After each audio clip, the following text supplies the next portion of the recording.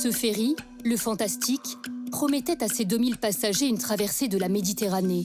Mais est-il devenu, malgré lui, un bateau espion? À Sète, où il a été immobilisé quelques jours, c'est la stupéfaction. Surtout au niveau des films, des cinémas, de ce genre d'histoire. Et quand ça arrive vraiment en réalité, on est quand même impressionné de savoir que ça peut être réel. C'est des choses qui sont effectivement inquiétantes.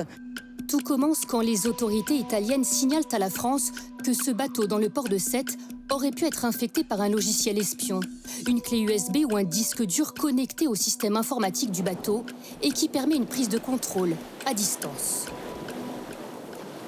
On peut modifier le cap, on peut modifier l'allure. Et là, pour le coup, il y a le moyen de pouvoir manœuvrer donc le bateau comme si on était sur le pont du navire. Le bateau a été immédiatement placé sous scellé pour que les enquêteurs puissent s'assurer que les passagers n'étaient pas en danger, faire toutes les investigations à bord, puis procéder à des arrestations. 2 suspects identifiés par les autorités italiennes ont été interpellés et placés en garde à vue le 12 décembre 2025. Il s'agit de 2 membres de l'équipage de nationalité lettonne pour l'un et bulgare pour l'autre. Le suspect bulgare a été relâché, mais le letton, lui, a été mis en examen et placé en détention provisoire. Mon client, puisqu'on parlait d'espionnage, il n'a rien d'un espion, il n'a pas une fausse identité, il n'y a rien en lui qui permet de dire que c'est un espion. Bonjour. Le ministre de l'Intérieur confirme à mots couverts que la Russie pourrait être derrière cette tentative d'attaque.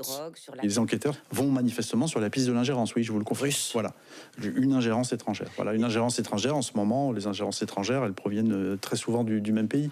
Le navire a depuis quitté Sète et repris la mer.